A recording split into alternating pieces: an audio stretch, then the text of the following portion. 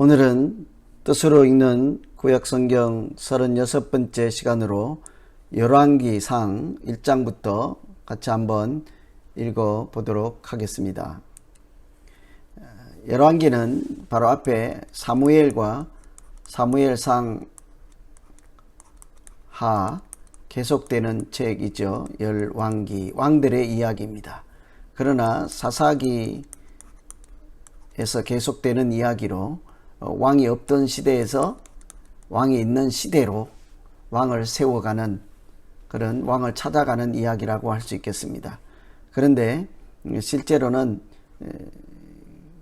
이 왕들의 이야기를 통해서 우리 나라와 우리 인간 역사와 세상을 주관하시고 통치하는 진정한 왕이 누구이신지를 배우고 깨닫고 알아가는 과정이라고 할 수 있겠죠. 왕들을 통해서 이 세상을 여전히 주관하시고 통치하시는 분은 하나님이시다 하는 것을 배우는 과정이라고 할 수 있겠습니다.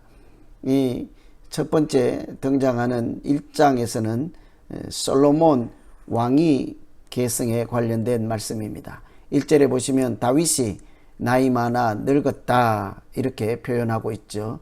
다윗이 늙었다 하는 이야기는 노인이 되었습니다 이런 정도 이야기가 아니라 이제 한 국가의 나라의 지도자가 하나님이 사용하시던 종이 이제 시간이 다 되어서 하나님의 부르심을 받을 때가 되었다.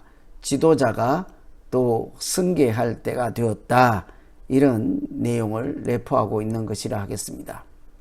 이때 다윗이 나이 많아 늙어 하나님의 부르심, 그러니까 죽을 때가 되었을 때 그 아들 중에 하나였던 아도니아가 내가 왕이 될 것이라 이렇게 선포를 하죠.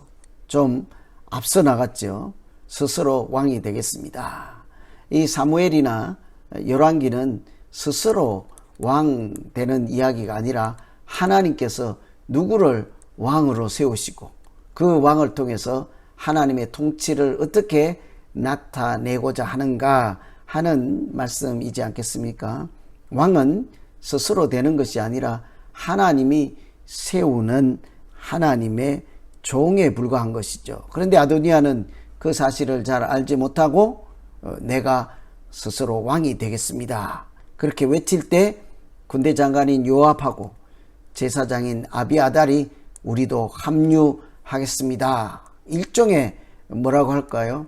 반역이라고 할 수 있는 일이 일어난 거죠. 아직 아버지 왕이 살아있을 때이지 않겠습니까? 내가 왕이 될 것이라.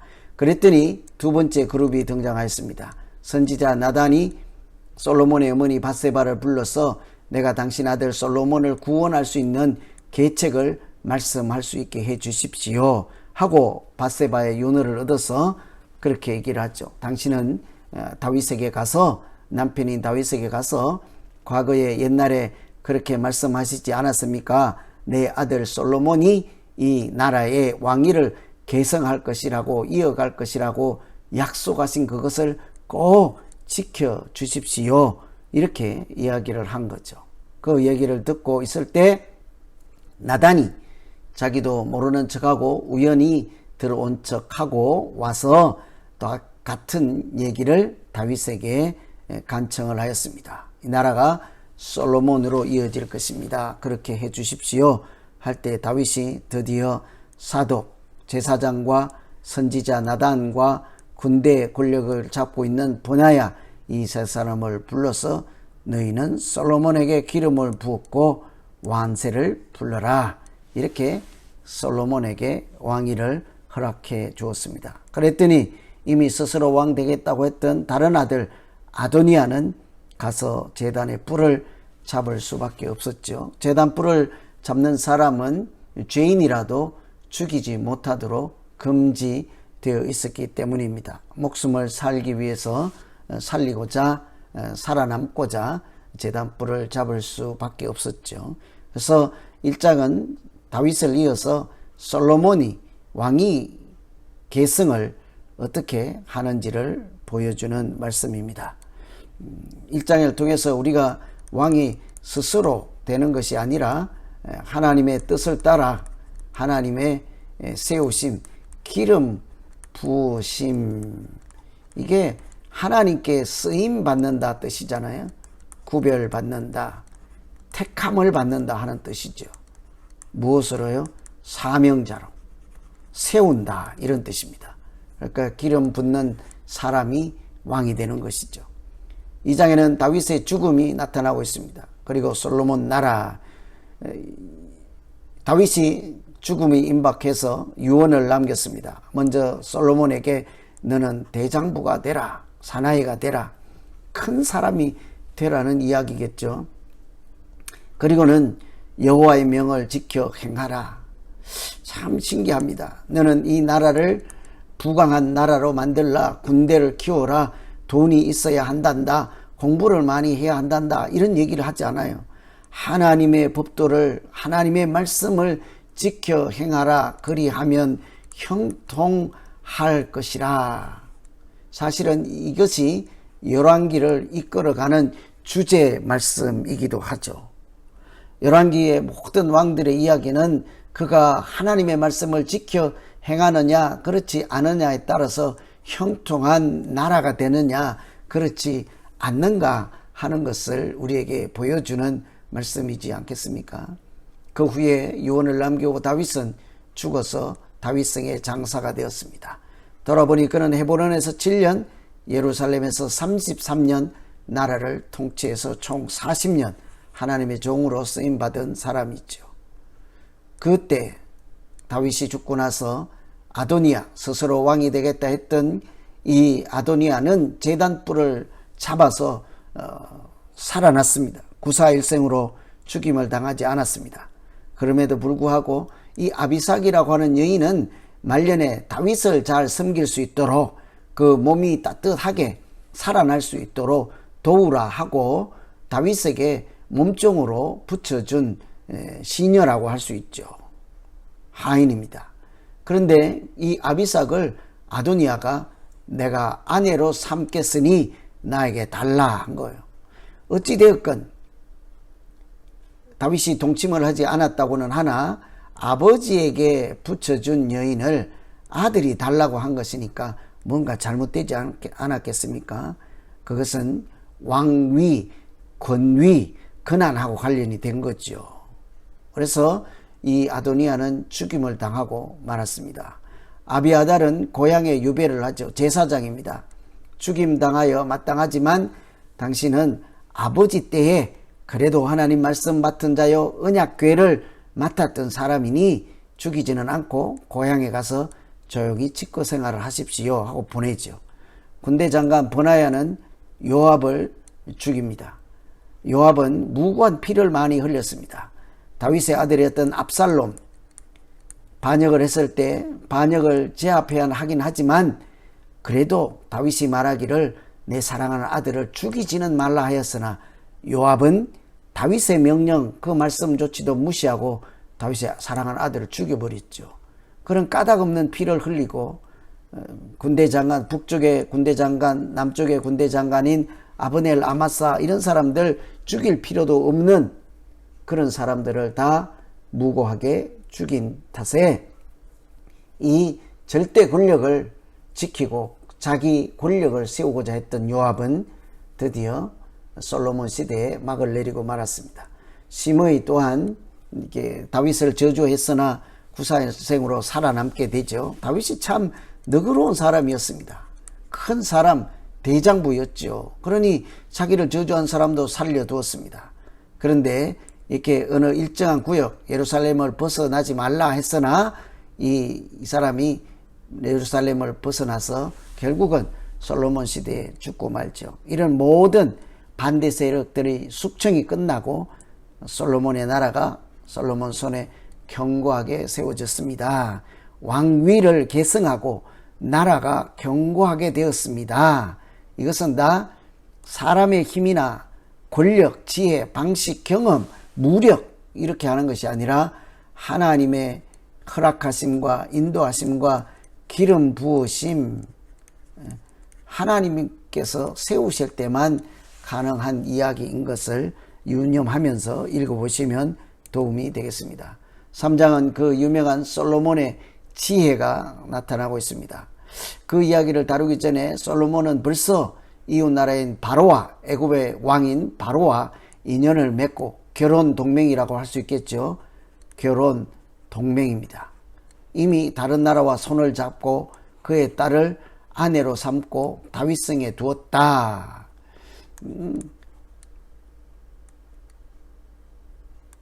금마라, 왕이 갖지 말아야 했던 것입니다. 왕에게 금지된 것. 금은 돈이죠. 말은 병력입니다. 아내는요, 이방 많은 아내를 두지 말라. 이 우상하고 관련이 있지 않겠습니까? 사람의 힘이나 무력으로 나라를 이끌어가는 것이 아니라는 얘기죠. 돈, 재물과 하나님 같이 섬길 수 없는 것 아니겠습니까? 그런데 이미 3장에서 다윗은 벌써 이런 죄의 단초를 가지고 출발하였습니다. 기본 산당에서 1000번제를 드릴 때에 그때 하나님께서 꿈에 나타났습니다. 무엇을 구하느냐 할 때 다윗은 다른 것 구하지 않고 지혜를 구했습니다. 그랬더니 하나님은 구하지도 않은 부도 주고 영광도 주었죠. 그리고 하는 말씀이 다윗의 행함같이 내 길 하나님의 길로 행하면 내가 하나님이 너 솔로몬의 날을 길게 할 것이라 약속의 말씀을 주셨습니다. 깨어보니 꿈이었습니다. 여기서 우리가 알 수 있는 것처럼 다윗의 행함, 다윗은 위대한 왕인 것은 그가 잘나고 똑똑하고 무력이 세고 그런 것이 아니라 죄가 있으면 회개하고 늘 하나님께 다시 엎드리고 기도하고 순종함으로 그렇게 왕 노릇을 했던 사람이니까 하나님 마음에 합하다고까지 칭찬 들은 사람이지 않겠습니까? 그 길로 가면 형통할 것이라. 열왕기가 어떻게 진행되어야 하는지를 우리에게 방향 제시를 해주고 있습니다. 이때 지혜를 주신 하나님의 지혜로 솔로몬의 유명한 재판이 소개되고 있습니다. 어머니 둘이 찾아왔습니다. 우리 둘 다 동시에 아이를 낳았는데 자고 나니 한 아이가 죽었고 하나만 남았습니다. 그 아이를 놓고 내 아들이다 네 아들이다 다투는 것은 다투다가 이제 솔로몬 왕에게 온 것이죠. 서로 자기 아들이라고 합니다. 그랬더니 어떻게 그걸 알겠습니까? 요즘같이 DNA 조사를 할 수 있는 것도 아니고 솔로몬이 칼을 갖고 와라. 그 아이를 반으로 나누어서 한 어머니에 주고 반쪽은 다른 어머니에게 주라. 그렇게 얘기를 할 때 어떤 어머니가 진짜 어머니겠습니까? 이 아이를 죽이지 말고 그냥 나는 안 키워도 되고 내 옆에 없어도 되니 살려주세요. 저 어머니에 주고 살려주세요. 나는 괜찮습니다. 이런 어머니가 있는가 하면 쪼개서라도 반은 놔주세요. 누가 어머니겠습니까? 정말 진정한 사랑은요, 내가 갖는 것이 아니고 사랑의 대상인 그 사람이 잘 되도록 하는 사람, 살도록 하는 사람이 진정한 사랑이지 않겠어요? 어머니의 사랑, 하나님의 사랑 마찬가지인 것입니다. 사랑은 욕심이 아니라 사랑은 주는 것이죠. 사랑은 내가 갖는 것이 아니라 내가 사랑하는 그 상대편이 잘 되게 하는 것, 행복하게 하는 것, 평화를 누리게 하는 것, 그것이 사랑이죠. 하나님의 지혜로 한 판결이다. 아주 유명한 일화가 있죠. 나라가 견고하게 섰습니다. 하나님이 주시는 지혜로 다스리고 있음을 보여주었습니다. 무력이나 이런 것이 아니라 하나님께서 세우신 왕이라는 것을 은연중에 우리에게 암시해 주고 있죠. 4장은 솔로몬의 신하들 이름을 거론하고 있습니다. 많은 이름이 나오지만 일일이 다 거론하지 않고 몇몇 사람만 보면 군대 장관, 무력의 통치자는 버나예요. 사관은 여호사밧입니다. 제사장은 사독이죠. 이때 단에서부터 브엘셀바는 이스라엘 처음부터 남쪽에서부터 북쪽까지 포도나무 아래와 무화과 나무 아래서 모든 백성들이 안연히 살았더라. 평화로운 나라였더라. 하나님의 은혜 가운데 살았더라. 이런 얘기죠. 태평성대를 이야기하고 있습니다. 그런데 또 한 가지 특이한 것은 그 당시에 외양간이 4만, 마병이 2만, 외양간에 말 한 마리만 있어도 말이 4만, 왕이 갖지 말아야 될 금, 말, 아내, 이 세 개이지 않겠어요? 이 금, 돈입니다. 돈을 하나님 같이 재물을 섬길 수 없죠. 말, 군대, 무력으로 나라를 통치하는 것이 아니죠. 아내, 이것은 우상 숭배하고 관련이 되어 있습니다. 이방 나라에 많은 아내가 들어오므로 우상, 그들이 섬기는 신이 들어오지 않겠어요? 그런데 벌써 이 말을 솔로몬이 많이 두고 있는 것을 볼 수 있죠. 사실은 이건 어두운 암시입니다. 이방에 있는 많은 아내를 두고 애굽의 딸, 바로의 딸, 말을 많이 두었습니다. 하나님의 말씀에 따라 다윗이 행한 그 길로 가면 형통할 것이라 했던 것과 지금 반대되는 요소들이 여기저기 등장하고 있죠. 이 당시에는 그래도 아직 솔로몬의 지혜를 듣기 위해서 많은 사람들이 주변에 찾아왔습니다. 이 열왕기는 다윗의 죽고 나서 후속 왕들이 세워서 결국은 나라가 분열되고, 그것도 모자라서 분열된 나라는 각자 망하고 남쪽도 망해서 바벨론으로 포로로 잡혀가는 이야기로 비극 끝나고 말죠.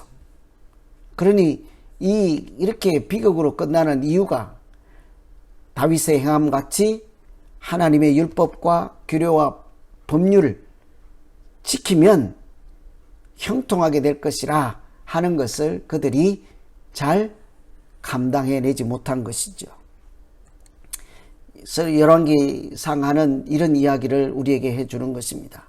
아무리 눈에 보이는 왕이라 할지라도 만왕의 왕 대신 하나님의 말씀 순종으로 섬기지 아니하면 이 왕이 아무것도 아니라 나라는 하나님 나라이므로 쓰임받는 종에 불과하지 않겠습니까?